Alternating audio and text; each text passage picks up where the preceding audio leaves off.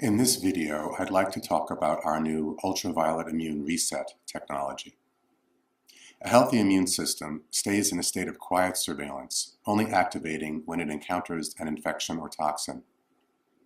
This is important because an activated immune system creates inflammation in the body, and a chronically activated immune system creates chronic inflammation. The first time the immune system encounters a new infection or toxin, it takes a little time to recognize it as a threat and to make antibodies specifically designed to counter it. But the immune system is smart, and it learns. After the initial exposure, the immune system memorizes the protein signature of the infection or toxin so that the next time it encounters the same threat, the response time is much faster. When you get a sore throat and fatigue for an hour, and then it's gone, that's your immune system reacting to a threat quickly and efficiently. In order for the immune system to do this properly, it needs to do four things. It must memorize the protein signature of the infection or toxin. It must make sure that it doesn't react to harmless environmental proteins. It must make sure it doesn't attack normal human tissues. If it does make a mistake and starts to react to harmless environmental proteins or normal human tissue, it must be able to correct that mistake. Unfortunately, for many people, this last step is flawed. Unable to properly erase corrupt data from their immunologic memory banks, their immune system accumulates more and more allergies, intolerances, and autoimmune conditions with each passing year. In this video, I'm going to talk about how to support the immune system in clearing this corrupt data so that we can have better health. To understand this, first we need to talk about antibodies. Antibodies are the proteins the immune system makes to directly neutralize toxins and infections or mark them for destruction by white blood cells. Antibodies are made by the white blood cells called B cells. There are 5 types of antibodies. They are called immunoglobulin M, G, E, A, and D. Type M is the first immunoglobulin to respond to a threat. Type D comes next, but it's not clear what this one does. It likely has a supportive or regulatory role in relation to the other immunoglobulins. Then come types G, A, and E. Type G patrols the fluids of our body for viruses and bacteria. Type E patrols for parasites. And type A patrols the mucosal surfaces, those being the lungs, the gut, and the urogenital system. Immunoglobulins are looking for proteins that don't belong in the body, and since bacteria, viruses, fungi, parasites, snake and insect venoms, and plant toxins contain proteins, this is a successful strategy.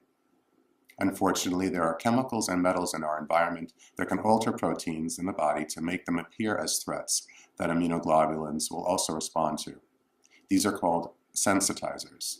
If a sensitizer bonds to a harmless dietary protein, we get a food allergy or intolerance. If it bonds to something airborne, we can get mold, pollen, or dust allergies. If it alters the normal human protein structure, the immune system may then perceive our own tissue as a threat, creating an autoimmune condition. Metals, cosmetics, pharmaceuticals, bleaches, we're surrounded by sensitizers, so it's no wonder that we have so many immune reactions. We call these reactions hypersensitivities. There are 4 types of hypersensitivity reactions. These are allergies, intolerances, autoimmune conditions, and contact poison reactions. Let's go through them. Type 1 hypersensitivities are caused by the IgE immunoglobulin, and these cause mast cells to release histamine. Histamine creates allergy responses like diarrhea, runny nose, itchy eyes, sneezing, and itchy skin. This is an attempt to flush out or scratch off parasites. If a sensitizer triggers a type 1 hypersensitivity to a harmless substance, we now have an allergy to that substance. Our histamine detox product, Tesamet, may support proper histamine function, but it's important to address the root cause of the issue, and that is the immune system's hypersensitivity from a corrupt immunologic memory. Type 2 hypersensitivities are caused by the immunoglobulins IgG and IgM. These go after bacteria and virally infected cells. Type 2 hypersensitivities also work with something called the complement system, which is a group of about 50 proteins made in the liver. When these proteins interact with bacteria and virally infected cells, they insert what amounts to a tube into the target that is fat-soluble on the outside and water-soluble on the inside. The fat-soluble part of the outside embeds in the lipid membranes of the target, while the water-soluble portion of the tube on the inside lets water move into the target. Functionally, this tube causes water to flood into a target cell due to osmotic pressure, and as a result, the bacteria or virally infected cell swells up with water and eventually pops like a balloon. If a sensitizer triggers a type 2 hypersensitivity, it can identify normal human tissue as a bacteria or virally infected cell, and as a result, the immune system will insert these tubes into healthy human cells, causing them to swell up and possibly explode. This is an autoimmune reaction. Our Allergica product may support your body in dealing with true infections, but for corrupt immunologic memory, we need to do something else. Type 3 hypersensitivities also use IgG and IgM antibodies and the complement system, but in a different manner. In this case, IgG and IgM antibodies fuse directly with the antigens of various microorganisms or toxins and create what is called an immune complex. These immune complexes are then broken down by proteolytic enzymes in the lysosomes of the macrophages in the marginal zone of the spleen and by Kupffer cells in the liver. However, if we have more immune complexes than our spleen and liver can process, these complexes overflow into our circulation and can deposit into tissues. Once in the tissue, white blood cells will try to remove them and go into the tissue to clear the immune complex. But if they fail, this can also lead to an autoimmune reaction. This is precisely how atherosclerosis forms. Our albendextrin product may support the body in neutralizing these immune complexes that cause a type 3 hypersensitivity, but again, we still need to address the root cause. Type 4 hypersensitivities are not caused by antibodies, but rather by T cells, which are also white blood cells. Type 4 hypersensitivities are caused by contact poisons like poison oak, poison ivy, as well as the mycobacteria that causes tuberculosis and leprosy. Unfortunately, sensitizers can also create type 4 hypersensitivities. Sensitizers confuse the immune system. They can cause it to learn the wrong lessons, draw the wrong conclusions, and create wrong associations, and as a result, we can end up with allergies, intolerances, and autoimmune conditions. In order to bring balance to our immune system, we need to do two things. We need to detoxify our bodies from the sensitizers like toxic metals, chemicals, and mold, but we also need to remove corrupt data from the immune system memory banks. To support the detoxification of the body, you can consider products like our Xenoplex, Glytamins, Albendextrin, Metacardium, Captamet, and Dacimet, depending on the nature of which toxins you would like to support the removal of. In this video, however, I want to focus on how to remove corrupt data from the immune system memory banks. There are three types of immune cells which can store immunologic memory. These are memory B cells, plasma cells, and memory T cells. Memory B cells are the general memory cells of the body. Plasma cells are the specific memory cells of the body. If the exact toxin or infection has been seen before, it is the specific plasma cells that will respond. If it is something close but not exact, memory B cells respond. Memory T cells support the B cells and can also directly kill infections. Immunologic memories are very persistent. This is because immunologic memory is both decentralized and interconnected. It is decentralized by being stored in every lymph node in the body and in the insular cortex of the brain. It is interconnected by having multiple ways immune memories are connected. This means that once an immunologic memory is made, it is very hard for that memory to be forgotten. Think of it this way.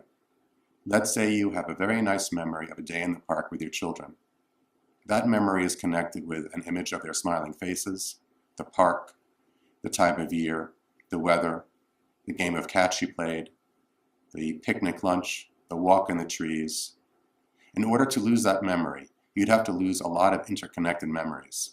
Since the odds of losing every one of those memories is low, you'll likely have that nice memory your whole life.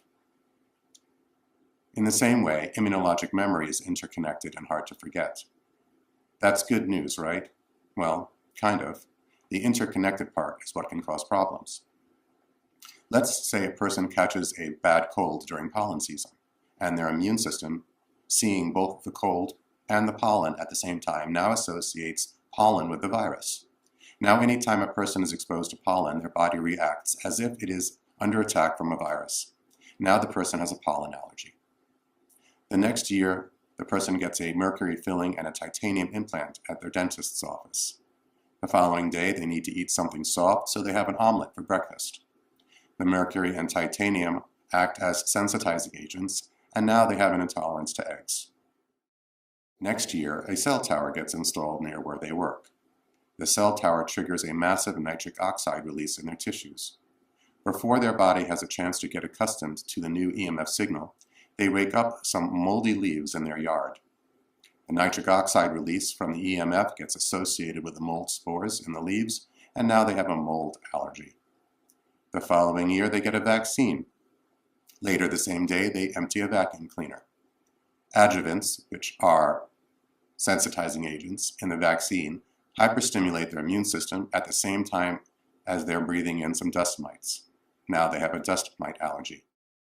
Finally, with all these corrupt immunologic memories giving them brain fog and fatigue, they decide as a resolution to improve their health and decide to join a gym. At the same time, the company that makes their laundry detergent starts using a new chemical in their detergent. Unused to a lot of exercise, the person pushes too hard and gets pretty sore in their shoulders. But they're now also being exposed to a new sensitizing chemical in their clothes. Their immune system gets confused and starts to attack their injured joints. They now have the beginnings of autoimmune rheumatoid arthritis. Part of learning is memorizing, but part of learning is also forgetting. If you are one of those rare people that can memorize everything, sure, it's a great parlor trick. But if you can't forget anything either, that can drive you crazy. They say time heals all wounds. Well, that's because with time, we forget. If we couldn't forget and fixated on every trauma we'd ever experienced, we'd go mad. One of the purposes of dreaming is to organize our memories. When we dream, important memories go from short-term to long-term memory, and useless or irrelevant information or bad information gets forgotten. If you keep someone from dreaming, they'll start going mad in a few days. Madness causes people to become paranoid, thinking harmless things are dangerous. That's what hypersensitivities are. Madness causes people to engage in self-harm. That's what autoimmune disorders are. Madness causes people to think dangerous things are safe. That's what a suppressed immune system is. An imbalanced immune system is a kind of biologic insanity, and it happens because we can't get rid of corrupt data. It happens when the immune system learns and memorizes, but cannot forget. So how does the immune system dream? How do we clear corrupt data out of our immunologic memory banks? How do we take an insane immune system and return it to sanity? The answer is simple: sunlight. It turns out that specific wavelengths of ultraviolet light can clear immunologic memory. This happens in several ways. When B cells, that is the cells that make immunoglobulins, are created, they have a limited amount of time to connect with an antigen, that is, an infection or toxin. If they don't do this in a few days, they die. Basically, the body only wants fresh soldiers or seasoned veterans in its immune system. One of the things ultraviolet light does is to inhibit antigen presentation. Without antigen presentation, the B cells will die. This means ultraviolet light can keep immune memories from being created in excess. What about those B cells that have already been bound to an antigen? Ultraviolet light has been shown to suppress all 4 types of hypersensitivities. When someone who has a severe allergy to poison oak receives ultraviolet therapy and then no longer has a poison oak allergy, for all intents and purposes, their immune system has forgotten to be allergic to poison oak. If you have a memory somewhere in your brain, but you can't access it, that memory is functionally forgotten. If your immune system has corrupt data in its memory banks, but can no longer access that corrupt data, it is functionally forgotten. It is deleted. This is how nature balances our immune system. Alas, We spend most of our days indoors, and when we are outside, we wear clothes. Unless you work outside, shirtless, in the sun, year-round, you're probably ultraviolet deficient. Okay, so what can we do? We could try to get a lot more sun exposure, but that's not realistic all year round for most people. We could use sun lamps and visit tanning salons, but these locations may not give us the exact wavelengths of ultraviolet light that our immune system needs in order to clear corrupt immunologic data. Natural sun exposure is very good for us and can help keep us from making bad immunologic memories, but once those memories have been formed, it might not be enough to clear them. Depending on the wavelength, ultraviolet light barely gets past 0.04 millimeters, or 1/60th of an inch. Even the most superficial lymph nodes, where immunologic memory is stored, are 100 times deeper than that. This is important because otherwise a day in the sun might erase all our immunologic memories and take us back to being immunologic children. Yes, we'd have to get cold sores and chickenpox all over again. So what is the solution? In 1928, Dr. Emmett Knott experimented with removing small amounts of blood from animals, then exposing that blood to ultraviolet light, then transfusing the blood back into the animals. What Dr. Knott discovered was one of the most powerful healing modalities of all time: ultraviolet blood irradiation. Over the years, he documented ultraviolet blood irradiation curing conditions that were often lethal, even at late stages of the infection.